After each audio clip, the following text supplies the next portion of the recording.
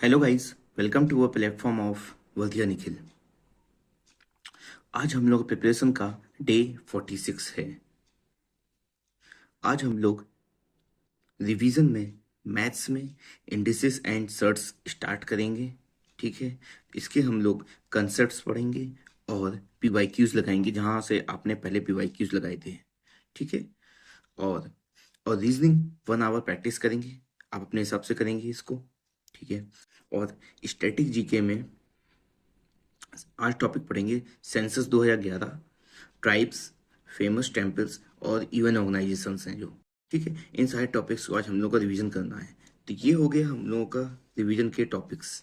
ठीक है, आज न्यू क्या पढ़ना है हम लोगों को? देखिए, न्यू हम लोग को पढ़ने हैं पॉलिटी, हिस्ट्री और एनवायरनमेंट। अब देखिए, पॉलिटी में क्या पढ़ना है। पॉलिटी में हम लोग पार्ट 6 का स्टेट जुडिशरी पढ़ेंगे आज। ठीक है, इसमें हम लोग क्या पढ़ेंगे आज? पहला टॉपिक पढ़ेंगे हाई कोर्ट, लोक अदालत, PIL, national judicial appointment commission. ठीक है, तो ये 4 टॉपिक्स पढ़ना है स्टेट जुडिशरी में। देखिए, और इंपॉर्टेंट आर्टिकल्स क्या है, जैसे इंपॉर्टेंट आर्टिकल्स में लिख देता हूँ यहाँ पर। हाई कोर्ट के हैं 214, 216, 217 और 222। ये हैं इंपॉर्टेंट आर्टिकल्स हाई कोर्ट के लिए। ठीक है, और भी जो आपको इंपॉर्टेंट चीज़ें इसमें मिलेंगी वो आपको नोट डाउन करनी है। और ये ल्यूसेंट ल्यूसेंट वैसे आप ल्यूसेंट में सब दिया हुआ है, वहाँ से आप पढ़ लेंगे। ठीक है, जैसे ओल्डेस्ट हाई कोर्ट कौन सी है? ठीक है, ओल्डेस्ट कौन सी है? ओल्डेस्ट। ठीक है, और आपकी जो न्यूएस्ट कौन सी है? ठीक है, ये सब भी देखना है। फर्स्ट जज कौन था? फर्स्ट जज।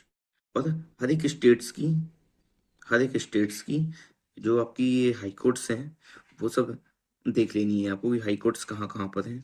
हर एक स्टेट की यूटीज की जो भी हाई कोर्ट है उनको देख लेना है कि किसी किसी मतलब कहाँ पे हाई कोर्ट बैठता है। ठीक है, और अब लोक अदालत पढ़ना है। लोक अदालत में हम लोग डिस्प्यूट्स को सेटल करते हैं, तो इसमें आपको सब दिया होगा आपको बुक में। ये सब आपको लोक अदालत देख लेना है, पीआईएल क्या होता है वो देखना है, और ये भी देख लेना है एनजे इसी क्या होता है। और अब आ जाइए पार्ट 6, ये पार्ट 8 में हम लोगों को यूटीज के बारे में पढ़ना है। ठीक है, इसमें बस 3 ही आर्टिकल्स हैं, इनको देख लेना है। 239, 240 और 241। ठीक है, ये हमको आर्टिकल याद करने की जरूरत नहीं है, बस अंदर क्या है उसमें वो देख लेना है। आर्टिकल्स आपको याद नहीं करने हैं, बस आर्टिकल आपको इसमें याद रखना है कि पार्ट 8 यूटीज है, यूटीज के लिए है। बस इतना ही याद रखना है आपको। अब आ जाइए आप हिस्ट्री में। हिस्ट्री में आज हम लोग को ल्यूसेंट से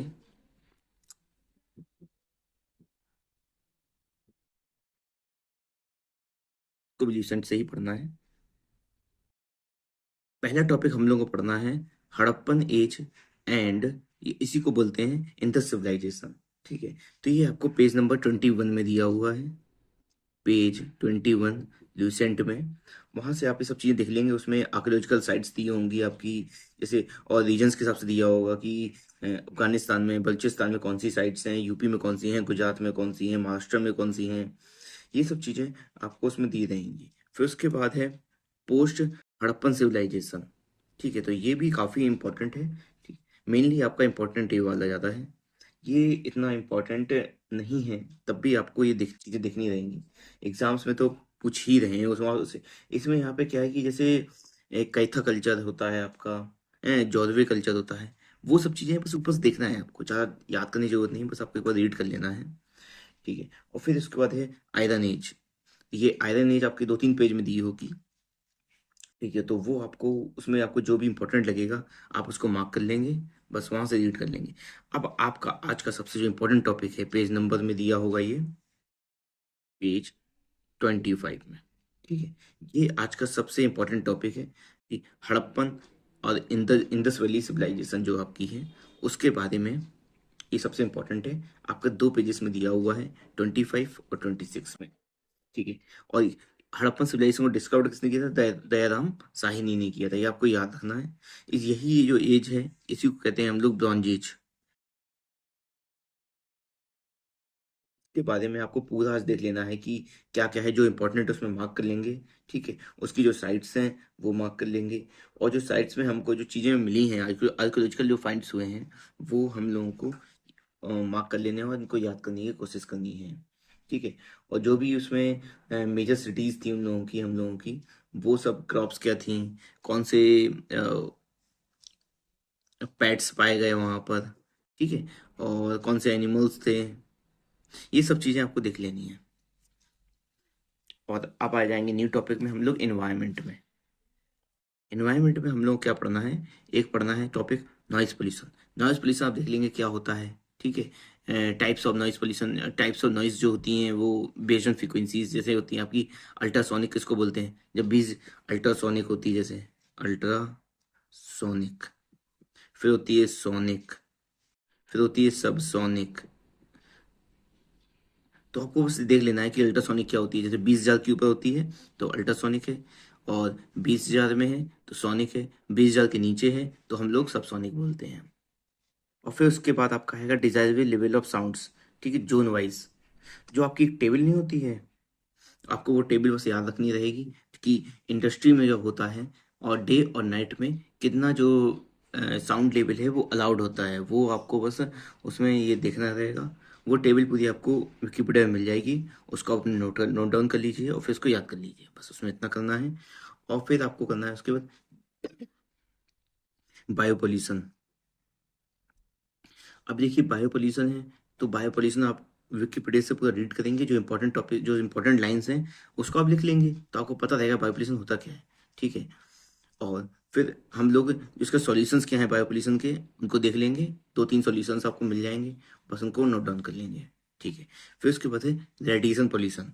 अब देखिए रेडिएशन पोल्यूशन क्या पढ़ना है, रेडिएशन पोल्यूशन होता क्या है, इसके कॉज क्या है, इफेक्ट्स क्या होंगे इसके। ठीक है, और प्रिवेंटिव मेजर्स हम लोग क्या लेनी है। ठीक है, अब उसके बाद हमारा है environmental laws for controlling the pollution. Environmental laws क्या है, ठीक है, तो पहले इस इन्वायरमेंटल लॉज, जितने भी इन्वायरमेंटल लॉज हैं हम सब पढ़ने, जैसे वाइल्ड लाइफ प्रोटेक्शन एक्ट है 1972 का, water water act, forest act. ठीक है, ये इंपॉर्टेंट बोल देता हूँ मैं।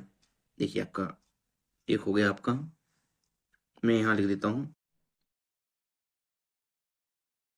वाइल्ड लाइफ, ठीक है, वाटर, फॉरेस्ट, इन्वायरमेंट,